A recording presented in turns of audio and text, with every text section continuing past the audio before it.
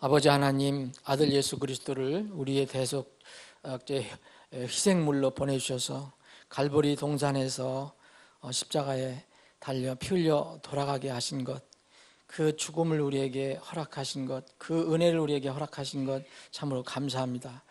이런 구원을 받은, 이런 은혜를 통해서 구원을 받은 백성들이 오늘도 기쁨으로 하나님의 집에 모여 주님 찬양하고 경배합니다. 저희들의 찬양과 경배를 받아 주시옵소서. 이 시간에 또 말씀을 살펴볼 때 하늘의 지혜로 저희들을 무장시켜 주옵소서. 거룩하신 예수님의 이름으로 기도합나이다. 아멘. 찬송가 362장. 저 죽어가는 자 다 구원하여 죄악과 무덤서 건져내며. 362장.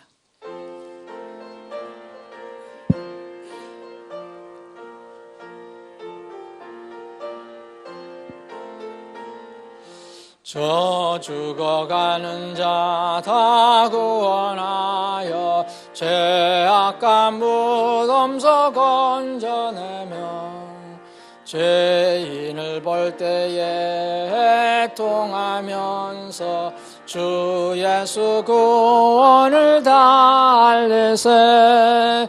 저 멸망하는 자 예수를 믿어 그 은혜 힘입어 구원받네. 주 믿지 않는 자 불쌍히 여겨 참 회개할 때를 기다리네. 열심을 다하여 인도해보세.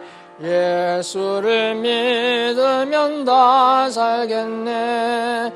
저 멸망당할 자 예수를 믿어 그 은혜 힘입어 구원받네. 저 죽어가는 자 구원해내어 우리의 본분을 다하리니 구원의 복음을 전파할 때에 그 크신 능력을 다 주시네. 저 멸망당할 자 예수를 믿어 그 은혜 힘입어 구원받네. 아멘.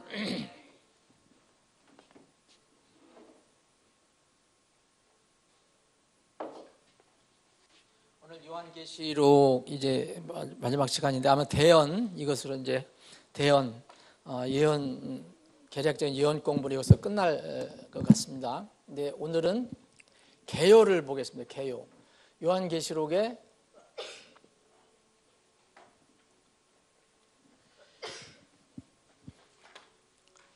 거기 여러분들 드린 자료 마지막 장 72페이지에 나와 있습니다. 여러분들 요한계시록 한번 펴보시죠.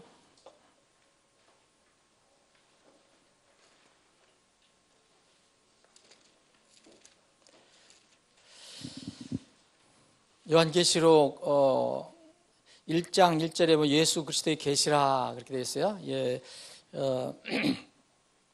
성경 제목은 하나님의 사람 성도 요한의 계시록, 요한계시록 되어 있지만 실제로 요한이 한 게 아니라 예수님께서 요한에게 알려주신 그런 계시입니다. 그래서 요한계시록인데, 요한계시록의 개요를 이렇게 쉽게 이해할 수 있는 것은 바로 그 1장 19절입니다. 1장 19절. 이 반모섬에서 이 부활하신 예수님을 만나서 계시를 받은 그 요한에게 사도 요한에게 예수님께서 하신 말씀이 19절 보면 네가 본 것들과 지금 있는 것들과 이후에 있을 것들을 기록할지니. 그래서 요한이 이 계시를 받고 이 계시록 1장 1절부터 22장 21절까지 다 기록을 한 것은 요 세 범죄에 다 들어가는 거죠. 내가 본 것들, 본 것들은 이미 과거형이에요. 이미 본 것들 쭉 온 거, 그리고 과거로 돼 있어요. 영어로는 분명히 나타나 있죠. 그리고 지금 있는 것들, 이것도 현재형, 여기는 현재형이에요. 지금 있는 것들 이는 뭘까? 요한이 그때 그 반모섬에서 예수님을 통해서 계시를 받은 것, 막 받고 있는 것, 그런 거. 그래서 이것은 요한계시록 2장부터 3장까지의 그 내용입니다. 7교회에 관해서 1장에 이제 이미 본 거. 여기 1장 19절에 기록을 해라 했으니까 여기서 1장 18절까지는 이미 본 거예요. 그리고 앞으로 볼 것들, 이후에 있을 것들, 이것은 미래형으로 되어 있어요. 그리고 영어는 분명하게 이제 우리말도 돼 있지만 영어로 보면 분명하게 과거, 현재, 미래로 나눠져 있거든요.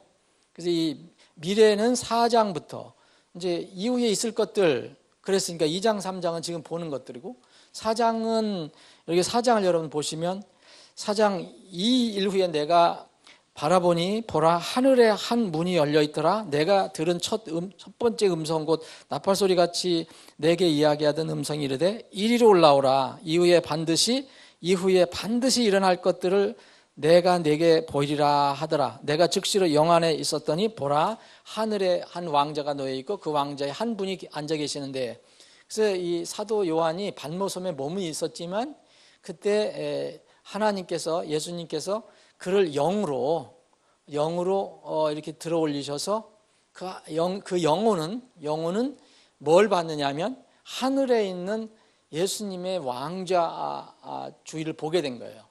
이제 그때 거기 왕자에서부터 하늘의 천상의 모습에서부터 이제 계속 그 지상으로 앞으로 쏟아질 이렇게 재앙에 관해서 기록된 것입니다. 그러니까 6장, 4장, 5장은 그 하늘의 모습이고 6장부터는 이제 땅에 쏟아질 것들을 보는 겁니다. 그래서 요한계시록을 간단히 요약을 하려면 1장은 과거고 2장, 3장은 그때 당시 그 반모섬에서 계시를 받던 사도 요한이 있었던 그때 현재, 물론 지금은 과거가 됐죠. 그리고 이제 4장부터 22장까지는 이 요한에게 미래. 그래서 그 하늘로 끌어올려서 그걸 보여주신 거죠. 이렇게 약식으로 나눌 수 있습니다. 과거, 현재, 미래. 그럼 이제 장별로 한번 보겠습니다. 자, 이제 장별로 이렇게 1장부터 22장까지 보는데, 지난번에 우리가 요한계시록을 접근할 때, 해석을 할 때 이렇게 주의를 해서 접근을 해야 된다. 누구든지 해석하는 건 자유지만 이 말씀이 왜 우리에게 주어졌고 어떻게 우리가 접근해야 될 건가는 한번 지혜를 얻을 필요가 있습니다. 그래서 크게 4가지로 말씀을 드렸어요. 역사적으로 보는 거다. 이제 인류의 역사의 축도형으로 보는 거다, 요한계시록을. 그래서 초림에서부터 예수님이 이제 여기 부활하신 예수님이 반모섬에 그 요한에게 나타났잖아요. 그러니까 초림하신 예수님이 서부터 다시 재림하실, 요한복음 19장에 요한계시록 19장에 재림하신 예수님이 나와요. 그럼 초림부터 재림까지의 전 인류 역사, 거기에 물론 교회도 포함된 거예요. 여기에 인류 전 역사가 축도가 된 거다, 이렇게 이게 요약이 돼 있는 것이다라고 해석하는 것이, 이걸 역사적인 접근법이라고 합니다. 그럼 이제 지금 2017년이에요. 그러면 이제 AD 약 100년경을 따진다면 이 요한계시록이 한 AD 95년경에 기록이 됐다고 얘기를 하는데, 어쨌든 100년 전으로 생각한다면 지금 2017년이에요. 그러면 상당한 부분이 이미 인류 역사에서 이제 이루어졌기 때문에 이 성경도, 요한계시록도 상당한 부분 이렇게 이루어졌다 하고 이렇게 해석을 합니다. 그리고 이제 두 번째는 과거적으로 보는 거예요. 과거 접근을 하는 거예요. 어떻게 하냐면 이 계시는 반모섬에서 요한이 계시를 받을 때가 AD 100년경이니까 요 앞 전후하고 또 그때 당시 최고의 그 제국이었던 로마 제국이 멸망할 때까지 이것이 다 이루어진 것을 이렇게 요한에게 보여주신 것이다. 물론 이제 마지막에 19장, 20장, 21장, 22장 여기는 이제 그 예수님 재림하시고 난 뒤에 새하늘과 새 땅 이야기니까 그 전까지 이제 여기서 다 이루어진 거다. 그래서 예루살렘이 멸망할 때 이 과거에 이루어진 거, 그리고 앞으로 로마 제국이 한 5세기경에 멸망하는데 이런 전후로 해서 다 이게 이루어진 거다라고 해석을 하는 겁니다. 이렇게 많이 해석을 하는 사람들이 있어요. 그러니까 이제 미래에 대해서 크게 생각을 안 하는 사람들, 그래서 이걸 과거적인 해석법이라고 얘기합니다. 그래서 이제 역사에 보면 여기에 뭐 무슨 이렇게 재앙이 떨어지고 누가 나타나고 뭐 두 증인이 있고 뭐 이런 것들 전부 과거의 역사에서 다 뽑아내요. 그리고 세 번째는 미래적으로 접근하는 것이다. 미래적으로 접근하는 것이다. 과거가 아니라 미래적으로 접근하는 것이다. 1장 물론 1장서부터 3장까지는 사도 요한에 있을 때 과거와 현재라고 그랬으니까 그것까지는 이제 다 이루어진 것이지만 그 다음에 4장서부터는 다 미래적으로 봐야 한다. 이렇게 접근하는 겁니다. 많은 이 성경을 이렇게 중시하는 그런 교회나 성도들은 이 접근법을 많이 택하고 있는 겁니다. 그래서 미래적으로 그리고 네 번째로는 이제 영적으로 해석을 하는 거예요. 이거는 뭐 과거에 성취된 것도 아니고 뭐 이 역사적인 것도 아니고 전부 어떤 영적인 교훈을 주는 것이다. 영적인 교훈을 주는 것이다. 새하늘과 새 땅 그리고 천년왕국 이런 것들은 그냥 실제 문자적인 것이 아니라 그냥 그 오랜 통치기간, 천년하면 오랜 통치기간, 그리고 예수님이 다스린다 그러면 공의가 세상을 다스리는 것, 이런 정도로 영적으로 해석을 하는 건데 영적으로 해석하는 사람들도 많이 있지만 우리는 영적으로 해석하기는 어렵고요. 만약 우리가 해석을 한다면 이 1번과 2번과 3번 중에서 우리가 택해야 되는데 어느 거 한 가지만으로도 택할 수가 없는 부분이 있어요. 주로 이제 미래적으로 많이 이제 해석을 하는데 거기 어떤 것은 역사적으로 일어나 과거적으로도 해석할 필요가 있는 것이 있습니다. 그러나 대부분 이제 앞으로 4장부터 22장까지는 미래적으로 해석을 해야지 이해가 되는 것이 상당히 많이 있습니다. 그것은 이제 대환란과 관련이 있고요. 대환란. 아직은 이 세상에 지금 대환란이 역사적인 대환란이 이루어지지는 않고 있어요. 물론 그리스도인들은 교회는 세워지자마자 그리고 그리스도인들은 거듭나자마자 세상으로부터 환란을 받고 핍박을 받고 그렇게 하지만 인류 역사에 공통적으로 이제는 전 세계적인 이런 대환란이 과연 닥쳐왔느냐? 그건 아직은 아니거든요. 그래서 그것을 미래적으로 보면 이제 우리가 미래적으로 접근하는 것이 가장 이렇게 좋지 않겠는가 생각을 해봅니다. 자, 그래서 이 장별로 계율을 보면은 1장부터 22장까지 있는데 1장은 이제 과거에 다 이루어진 거로 이제 요한 개인에게 요한에게 나타난 예수님의 환상이 나와요. 예수님의 모습. 여기 13절부터 특히 여기 17절까지는 그 하늘에 있는 예수님의 그 놀라운 모습이 이렇게 묘사가 되어 있어요. 근데 예수님의 모습, 하나님의 모습, 하늘에 있는 하나님의 모습을 묘사한 그 대언자들이 다 조금씩 달라요. 이유는 이거예요. 어떤 인간이 성령의 감동을 받아서 또 그런 기회를 주셔서 어떤 하늘의 왕좌 주의를 받다 이거예요. 봤어도 사람이니까 이렇게 느끼고 감동하는 것이 조금씩 다를 수가 있어요. 그래서 그러나 동일한 것은, 공통적인 것은 너무 놀랍고 이게 사람의 눈으로 사람의 말로 다 표현하기가 어려운 그런 광경이라는 거죠. 여기 구약에 있는 에스겔 대언자, 수요일에 이제 에스겔 공부하고 있는데, 에스겔 대언자가 하늘의 그 모습을 봅니다. 예수님이라고 볼 수 있는 그 하나님의 모습을 보게 되는데, 너무 놀랍고 너무 화려하고, 그래서 이렇게 표현을 아주 놀랍게 하는데, 이게 대언자들마다 조금씩 다르지만 공통적인 것은 뭐냐면 정말 우리가 생각할 수 없는 그런 것들이다. 그래서 여기 보면 7 금등잔대 한가운데 사람의 아들 같으시니가 발견. 그러면 인자라는 예수님을 얘기하는 거거든요. 그래서 옷을 입고 발까지 내려오는 옷을 입고 가슴에 금띠를 두르고 계시는데, 그분의 머리와 머리털은 양털같이고 눈같이며 그분의 두 눈은 불꽃 같고. 예수님이 어떤 옷을 입었다는 거 여러분 아시죠? 여기서만 해도 예수님 짧은 옷 안 입으세요. 예? 남자들도 마찬가지예요. 예수님은 발까지 내리는 옷을 입으셨다 그랬어요. 예. 우리의 모범이 되시는 예수님이잖아요.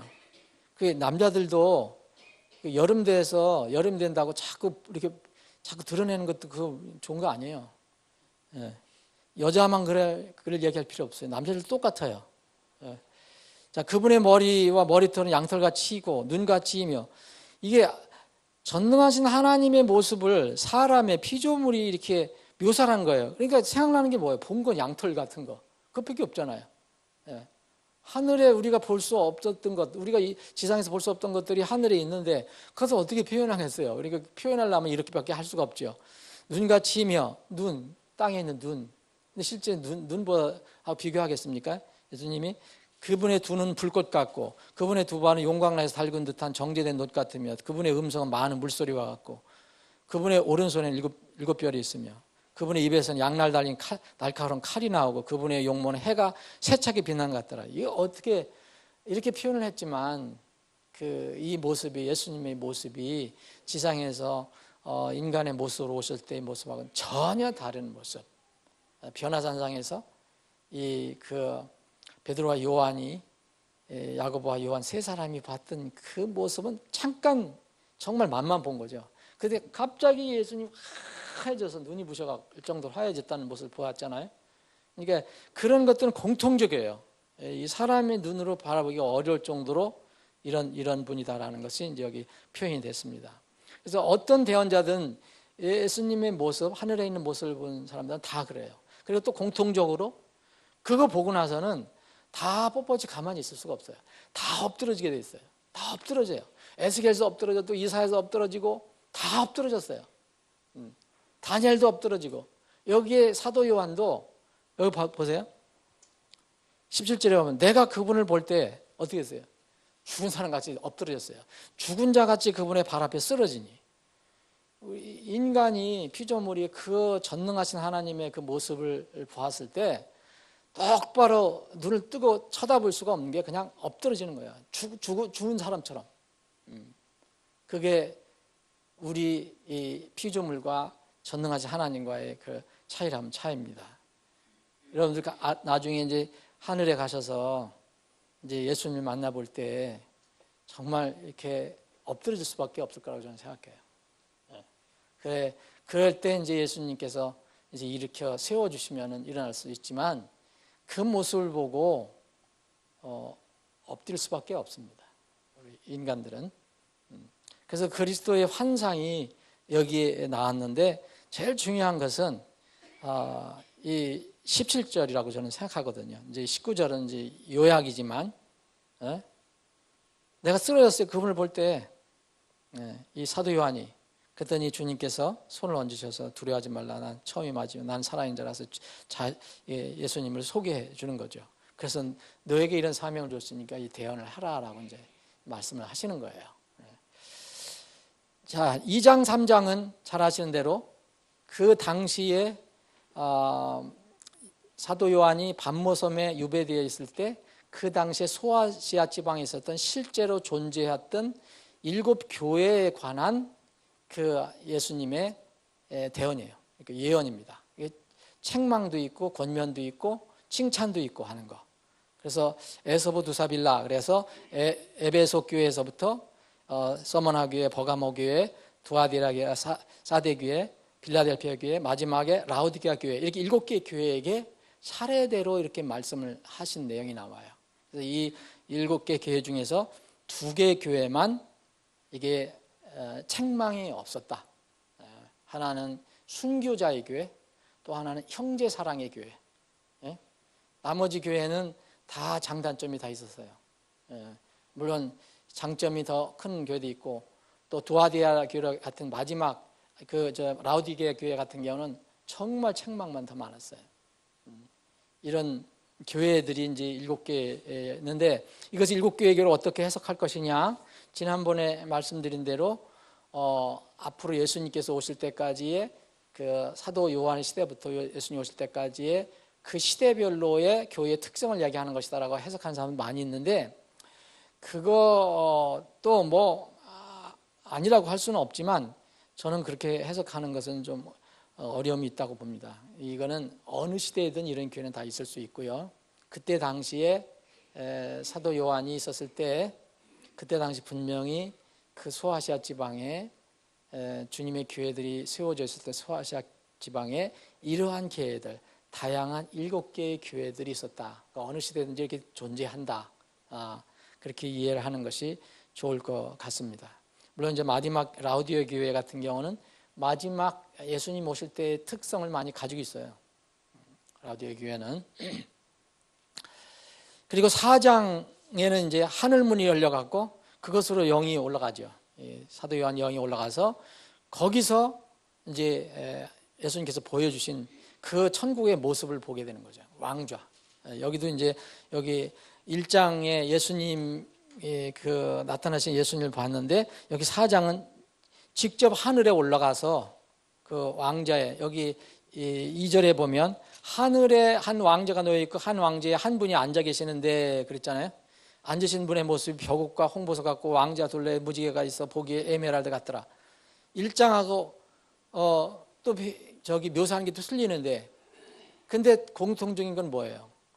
너무 화려하고 놀랍고 경이스럽고 인간의 그 표현으로 표현하기가 어렵다. 그러니까 이 땅에서 자기가 본 거, 생각하는 거, 그 벼곡, 홍보석, 뭐 무지개, 에메랄드 이런 거로 얘기하지만 이걸로 다 표현이 안 되는 그런 거죠. 여기 뭐 왕자로부터 번개들과 천둥들과 음성들이 나오고 왕자 앞에 7등불이 타고 있더니 이런 걸 우리가 어떻게 우리 머리로 다 이해할 수 있어요? 왕자 앞에 수정 같은 유리바다가 있고 왕자 한가운데 왕자 둘레는 앞뒤에 눈이 가득한 네 짐승이 있더라. 찬양하는 그런 존재들이, 찬양하는 존재들이 계속 그분 옆에서 이렇게 찬양하는 존재들이 있다는 것을 이제 보게 됩니다. 하늘에 가보니까. 여러분, 우리가 하늘에 가면 결국 이거밖에 앞으로 할 게 없어요. 예수님을 찬양하고 경배하는 것밖에 없어요. 예수님. 그래서 여기 4장 11절은 유명한 말씀이 나온 겁니다. 주께서 모든 걸 창조하셨고 또 그것들이 주를 기쁘게 하려고 존재하며 창조되었나이다 하더라. 요한계시록의 어떤 주제도 이거라고 볼 수 있어요. 여러분, 왜 이 사람들이 이렇게 이게 만들어졌느냐, 그리고 이 땅에 살게 해주셨느냐, 그 여러 가지 우여곡절이 있지만 결국 사람은 존재하는 이유가 우리를 창조해 주신 그분을 기쁘게 해드리고 그분을 위해서 존재하는 거예요. 그것이 요한계시록 주제라고 볼 수 있습니다. 이거를 망가뜨리고 이것을 반대하고 이걸 대적하는 사람들은 이제 마지막에 공의 심판을 받고, 또 이 목적을 이해하고 따르는 사람들은 그 하나님의 그 나라에 들어가서 영원히 하나님과 함께 같이 거하게 되는 거죠. 그게 이제 새하늘과 새 땅이 되는 겁니다. 그래서 여기 4장 그리고 5장에는 이제 요한계시록의 이 엄청난 예언이 담겨져 있는 이런 책을 상징하는 이 책을 예수님이 가지고 계신데, 이걸 여는 사람이 누가 있겠는가?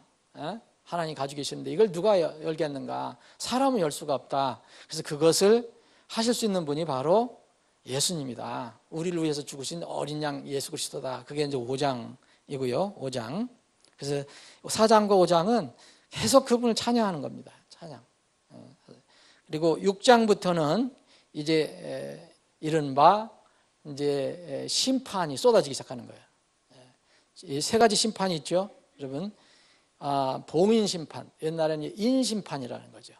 인심판, 머리에 찍는 거, 도장으로 찍는 그런 심판. 각각 7심판씩 있어요. 7개씩. 7봉인 중에 6봉인이 이제 개방이 됩니다. 그래서 첫째 봉인, 둘째 봉인, 여기 나오잖아요. 여기 6장 1절부터 첫째 봉인, 3절은 둘째 봉인, 그 5절은 셋째 봉인, 그 7절에는 넷째 봉인.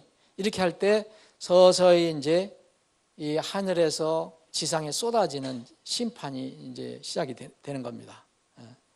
여기에 보면 여전히 사람들이 하나님의 그 심판을 무서워서 도망을 하지만 또 결국은 이렇게 순종하는 게 아니라 하나님을 대적하는 쪽으로 자꾸 이렇게 가게 되는 모습을 보게 됩니다.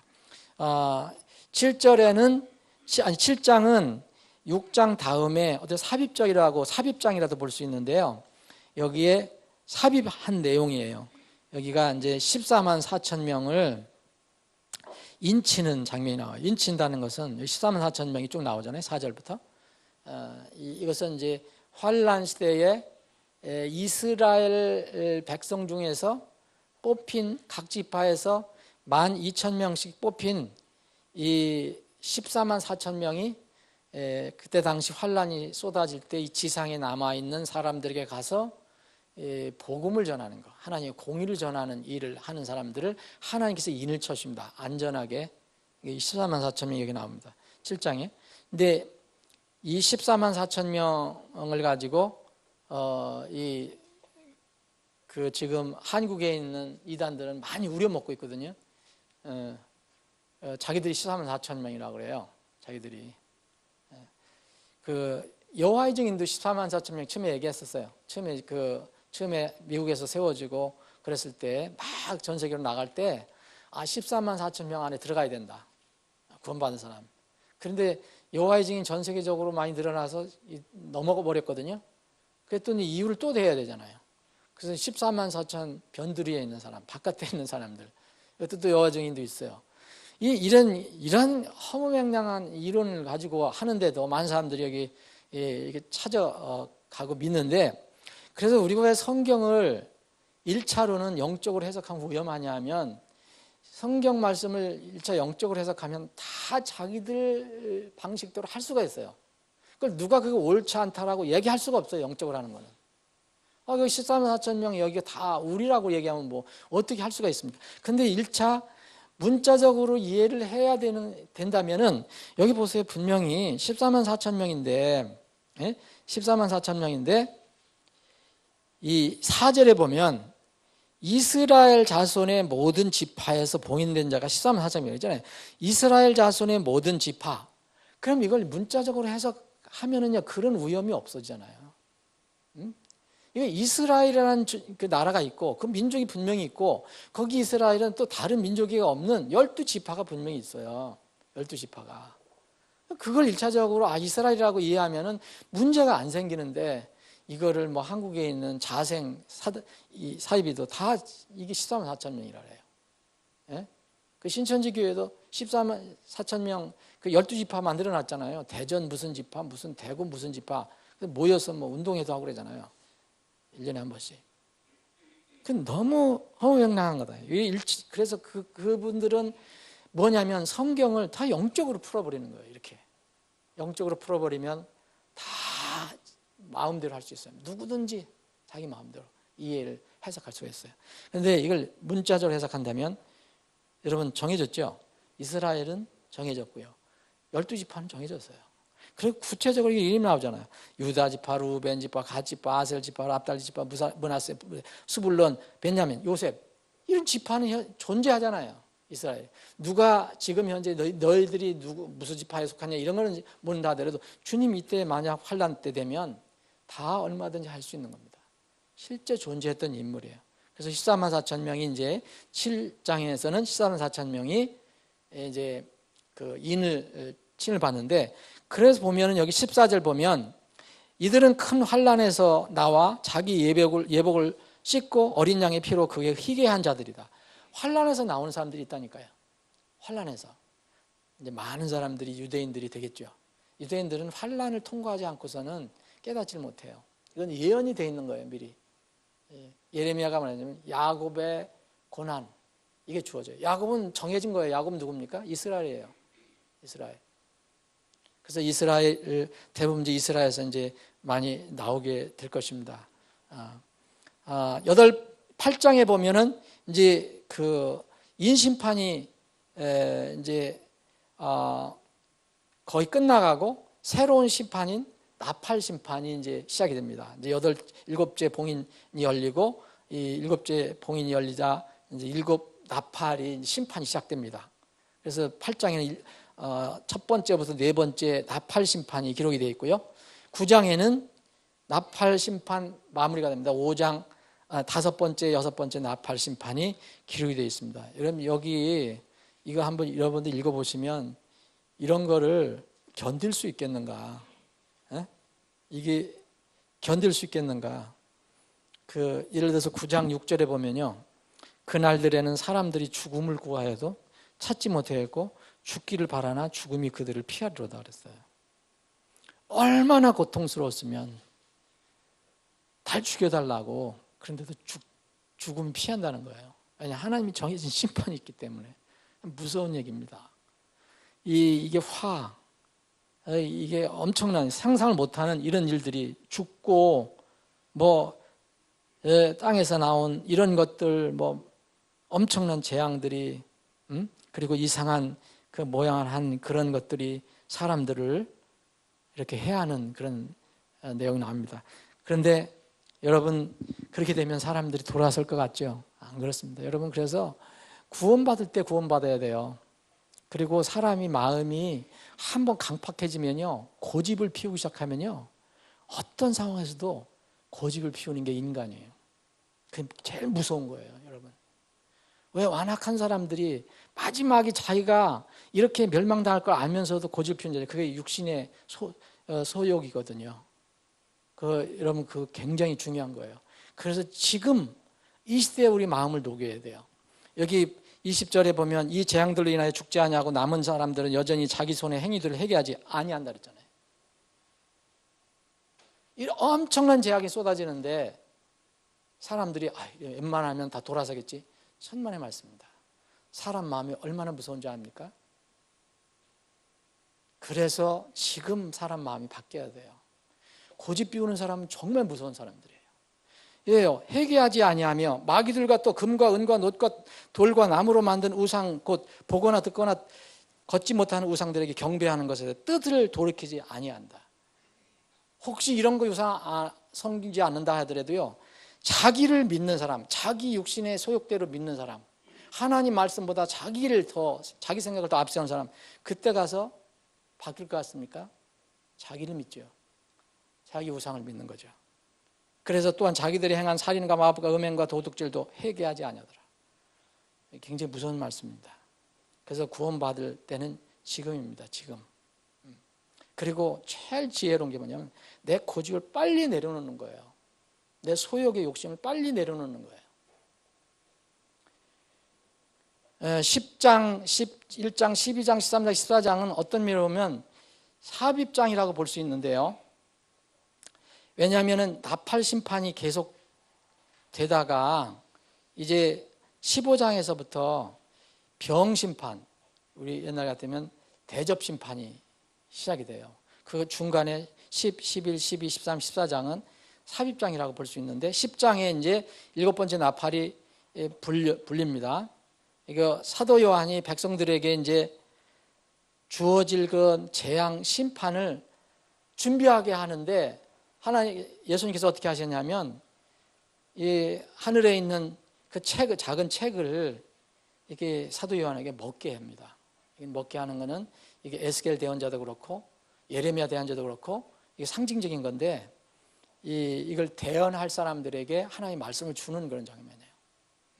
여기에 그 7장에는 그 10장에는 사도 요한이 하늘에 있는 책을, 작은 책을 먹는 내용이 여기 나와 있는 거예요. 여기 뒷부분에 보면. 그래서 목적은 이겁니다. 11절에 보면 제 먹을 때는 참 입에선 달았는데 들어가니까 배에 썼더라. 자기 그 동족들, 이 세상에 이게 앞으로 그 떨어질 심판을 생각하니까 속이 쓰릴 수밖에 없는 거예요. 하나님 말씀을 먹을 때는 좋았는데 11절에 보면 그가 내게 말하기를 내가 반드시 많은 백성과 민족과 언어와 왕들 앞에서 다시 대언하여야 하리라 하더라. 여기가 사도 요한을 준비시키는 그런 내용이 나오고요. 11장에는 유명한 두 증인 이야기가 나옵니다. 이건 이제 환난 때 나타날 것이라고 보는데 이 두 증인을 뭐라 하냐면 그 두 올리브 나무라고도 비유를 했고요. 두 등잔대라고도 비유했어요. 근데 이들이 활동하는 기간은 1260일이에요. 1260일은 3년 반 정도 돼요. 3년 반 정도. 그러면 3년 반 아마 후 환란기 때 이 두 사람이 나타나서 기적적으로 나타나서 이렇게 세상에서 증언을 하다가 또 살해를 당하잖아요. 이분들이 순교를 당해요. 근데 또 부활해서 올라갑니다. 두 증인 얘기가 나오고 12장에는 이 사탄이 자기 때가 얼마 남지 않은 것을 안 사탄이 하나님이 선택한 백성 이스라엘에 대해서 분노로 쏟아내는 장면이 나와요. 여기 여자는 이스라엘로 보는 것이 합당하다고 저는 생각합니다.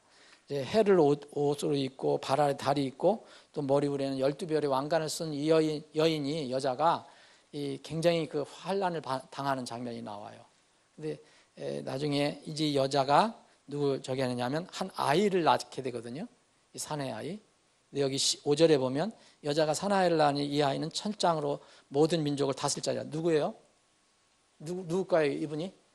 예수님이잖아요. 누가 더 있어요? 철장으로 세상을 다스리는 사람이 누가 있어요?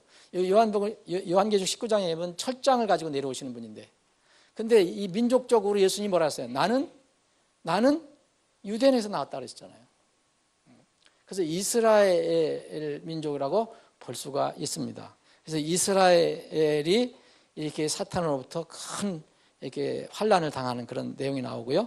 13장에는 이것도 삽입장인데 바다에서 올라온 짐승이 나와요. 이게 적그리스도입니다. 환난기 때 이런 인물이 나타나서 얼마나 세상을 휘저을 것인가 이제 여기 기록이 되어 있어요. 그 창세로부터 죽임을 당한 어린 양의 생명책에 이름이 기록되지 않은 자들은 다 그때 그에게 경배할 수밖에 없다 그랬어요. 거듭나지 않은 사람은 다 그에게 경배할 수밖에 없다. 그 정도면은 이제 얼마나 이 세상을 집요하게 통치하는 것인지. 그게 유명한 13장에 666이 나온 거예요. 뒤에 표를 안 받으면 거래를 못하게, 먹고 이제 사지도 못하고 이제 먹지도 못하게 사람이 최고의 이제 핍박을 받는 그런 때가 여기 나옵니다. 666. 14장은 최종 심판에 대한 미리 보기가 나와 있어요. 이때도 14만 4천 명이 아버지의 이름이 기록된 이마에 기록된 이 14만 4천이 활동하는 게 나오고요. 미리 바벨론이 무너지는 내용을 보여주고요. 15장은 병심판, 마지막 세 가지 심판 중에서 병심판, 대접심판이 있고 16장 병심판이 마무리가 됩니다. 그리고 이제 17장에서는 그 가증한 것들의 어민 음녀인 큰 바벨론이 멸망하는 장면이 나오는 거예요. 종교 조직, 기독교 부패한 조직과 이 세상 조직이 결탁한 이 종교 조직, 그리스도의 전위 조직, 이런 적그리스도의 전위 조직이 멸망당합니다. 예수님을 통해서 가증한 것들이 멸망하는 장면이 나오고요. 18장에도 이제 심판을 무너진 큰 바벨론 이야기가 나오고, 마지막 19장에는 예수님의 재림이 나오는 거예요. 예수님의 재림. 20장에는 예수 재림하셔서 심판한 내용이 나오고, 그래서 마지막 20장 뒤 15절에 보면 이 호수 심판이 나오는 거죠. 생명책에 기록된 거 드러나지 않은 자는 다 불호수에 던져지는 거고요. 그리고 21장, 22장은 예수 그리스도의 영원한 통치가 이제 전개되는, 물론 이제 여기 그 20장에는 천년 통치가 있지만 21장, 22장에는 예수 그리스도께서 영원히 통치하신 새하늘과 새 땅 이야기가 나옵니다. 이것이 이제 요한계시록의 계획이에요. 이제 앞으로 여러분들이 이제 요한계시록을 더 구체적으로 공부하실 때는 이제 이번에 공부한 그런 내용을 참고해서 적용하시면 도움이 되실 수 있을 겁니다. 아버지 하나님, 저희들에게 오늘도 믿음을 주셔서 하나님 집에 모이게 하시고 말씀을 나눌 수 있는 기회를 주심을 감사합니다. 분명히 이 세상은 정해진 하나님의 스케줄 따라서 나아가고 있습니다. 우리가 절대로 고집을 피우지 않고 우리 육신에게 마음을 맞추지 않고 오직 정해지신 말씀으로 이 세상을 다스리실 그 주님을 따라가는 그런 믿음을 저희들에게 허락해 주시길 원합니다. 그런 믿음으로 오늘 종일토록 주님을 찬양하고 경배하기를 원합니다. 주님, 예수 그리스도의 이름으로 모이는 우리 서울제심예교회 회중 모임에 주님께서 친히 함께 해주시고 홀로 영광 받아 주시옵소서. 거룩하신 예수님의 이름으로 기도합니다. 아멘.